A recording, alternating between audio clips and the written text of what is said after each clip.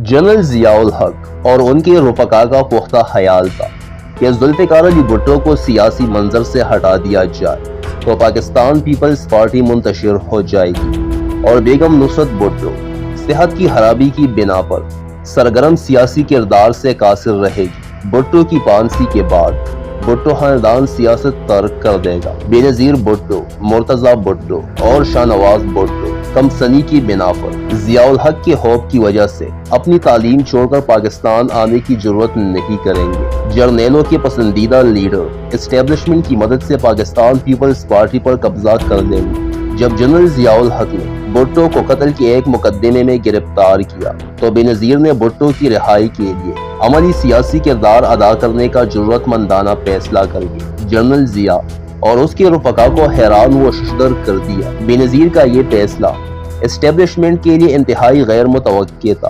पाकिस्तान के अवाम ने भुट्टो की पांसी के बाद बेनज़ीर को भुट्टो की सियासी वारिस तस्लीम कर लिया। 1988 के इंतखाबात में फौजी जर्नैलों का बड़ा खौफ ये था कि अगर पाकिस्तान पीपल्स पार्टी कामयाब हो गई तो बेनज़ीर भुट्टो पाकिस्तान की वज़ीर-ए-आज़म मुंतखब हो जाएगी और फौज के जर्नैलों को एक खातून वज़ीर-ए-आज़म को सलूट करना पड़ेगा। जर्नैल इस सूरत हाल से बचना चाहते थे। खुफिया एजेंसियों ने उलमा से फितवे जारी कराए कि इस्लाम में खातून वज़ीर-ए-आज़म नहीं बन सकती। बेनज़ीर का सियासी मुकाबला करने के लिए ISI ने भुट्टो मुखालिफ सियासी जमातों को IJI यानी इस्लामिक जमहूरी इतिहाद के प्लेटफॉर्म पर इकट्ठा कर दिया और IJI को कामयाब कराने के लिए बेगम नुसरत भुट्टो और बेनज़ीर के खिलाफ गैर शाइस्ता इंतहाबी प्रोपेगेंडा मुहिम चलाई।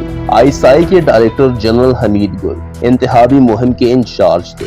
IJI की तश्कील और पाकिस्तान पीपल्स पार्टी के मुखालिफ उम्मीदवारों को कामयाब करवाने के लिए उनमें अरबों रुपए तकसीम किए गए। हमीद गुल और उनके डिप्टी ब्रिगेडियर इम्तियाज अहमद ने IJI के रहनुमाओं को बताया कि अगर बेनज़ीर का रास्ता ना रोका गया तो इस्लामिक काज को नुकसान पहुंचेगा। जनरल हमीद गुल ने कहा, ISI के इत्तलात के मुताबिक बेनज़ीर भुट्टो ने अमेरिका को यकीन दहानी कराई है कि वो पाकिस्तान का एटमी प्रोग्राम रोल बैक कर देगी और अफगानिस्तान कश्मीर में जिहादी सरगर्मियों पर पाबंदी आयद कर देगी। जनरल हमीद गुल और ब्रिगेडियर इम्तियाज की यह खदशात दुरुस्त साबित न हुए। बेनज़ीर के वज़ीर-ए-आज़म मुंतखब होने के बाद न्यूक्लियर प्रोग्राम जारी रहा और खारिजा उमूर फौज के कंट्रोल में रहे। जनरल हमीद गुल ने मुसन्निफ को बताया कि बेनज़ीर भुट्टो के दौर में 20 अप्रैल 1989 को पाकिस्तान का एटमी प्रोग्राम पाया तकमील को पहुंच गया। बेनज़ीर ने पूरा ताउन किया और अमेरिकनों ने कहा,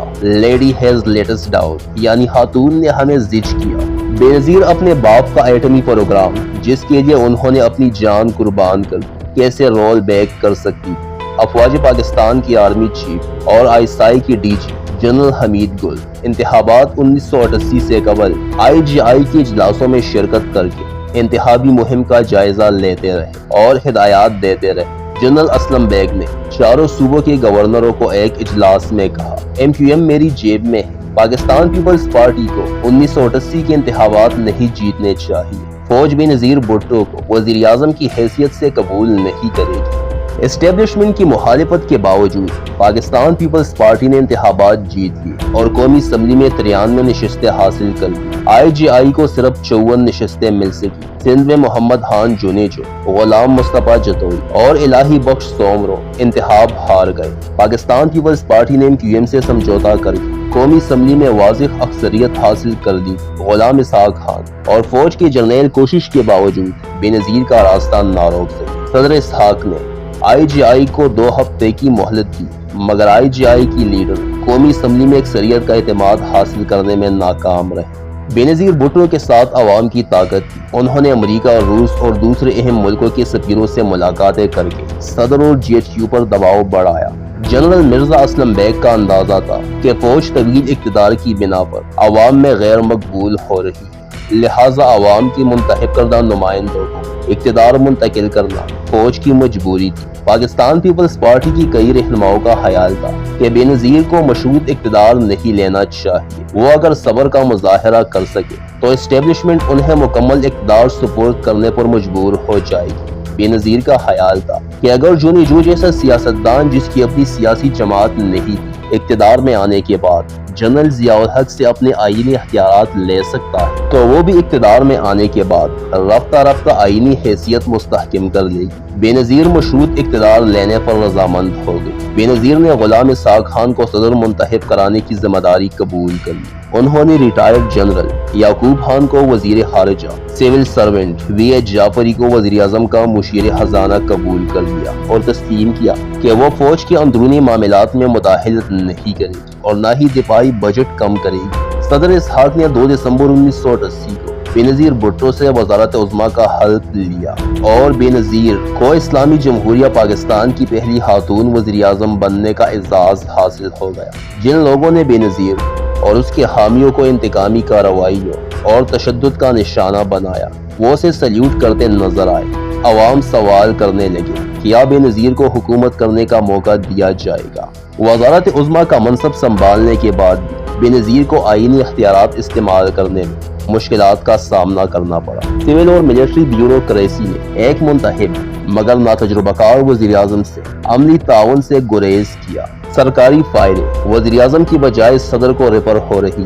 بے نظیر نے اسحاق خان کو فون کیا اور کہا کہ وہ ان کی عزت کی خاطر ڈائریکٹو جاری کرنا نہیں چاہتی اور مناسب ہوگا کہ وہ خود بیوروکریسی کو ہدایت دے کہ تمام سرکاری فائلیں وزیر اعظم سیکریٹریٹ کو ریفر کی جائے۔